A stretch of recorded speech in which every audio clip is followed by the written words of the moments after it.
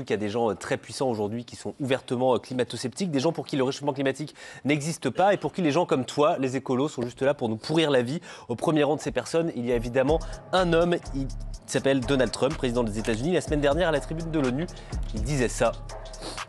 Le réchauffement climatique, c'est vraiment la plus grande arnaque qu'on ait jamais racontée dans le monde entier, si vous voulez mon avis.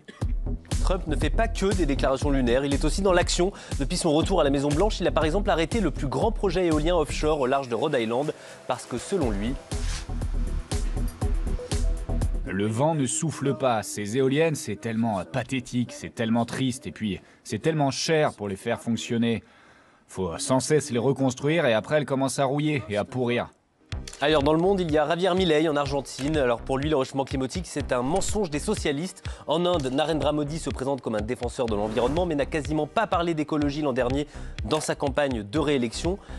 Alors, on pourrait se dire que tout ça, c'est loin, c'est pas grave, que nous, les Français, on est vraiment conscients, on est derrière l'environnement. Mais ce qui est assez inquiétant quand même, c'est de se plonger, je pense que tu l'as fait dans le dernier rapport de l'ADEME, publié en octobre de l'année dernière. Il montre que 30% des Français estiment que le réchauffement climatique est un phénomène comme il y en a toujours eu. 6% n'ont pas d'avis et 2% affirment que le réchauffement climatique n'existe pas.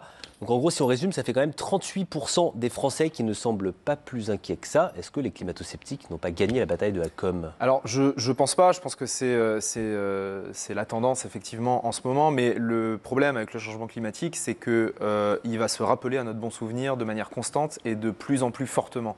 Donc, Donald Trump, il est là pour quelques années. Le changement climatique, il est là pour des siècles, voire des millénaires. Et aller demander aux gens qui vivent dans le Nord-Pas-de-Calais, par exemple, et qui sont victimes d'inondations à répétition, ou aux gens qui vivent dans l'Aude, dans la pourtour méditerranéen et qui perdent leur maison à cause des incendies qui se multiplient, qui se renforcent, c'est une réalité biologique, une réalité physique qui va de toute manière s'imposer à nous. Donc je ne pense pas qu'à long terme... C'est épuisant de se battre. Ouais, ça peut paraître un peu épuisant, mais je pense qu'il faut en revenir toujours aux faits scientifiques. C'est pas très tendance en ce moment, mais il faut défendre les scientifiques, ne pas arrêter de relayer leurs travaux. Et puis petit à petit, malheureusement, dans la violence du changement climatique, la quasi-totalité de la population se rendra à l'évidence qu'on a un gros problème. C'est pas simplement une théorie des écolos pour faire peur, c'est un phénomène physique. Mais cela dit, pour rebondir sur ce que vous disiez, je pense aussi qu'il faut arrêter de se prendre la tête avec Donald Trump. Je m'explique. On ne peut strictement rien y faire. Nous, Français, Françaises, on n'a aucun pouvoir sur le choix des Américains. On n'a aucun pouvoir sur l'Inde, on n'a aucun pouvoir sur l'Argentine. Il faut qu'on se préoccupe de ce qui se passe à l'intérieur de nos frontières. Là-dessus, on a un pouvoir. Quels produits chimiques on met dans nos champs? Comment on traite nos rivières, nos forêts?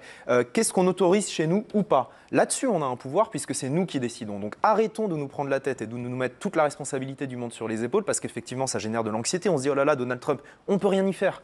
Passons à autre chose. Concentrons-nous chez nous, en France, parce qu'on est loin d'être exemplaire. Il y a plein de choses qu'on peut améliorer. Il y a aussi plein de choses super qui sont faites et qui méritent d'être mises en lumière.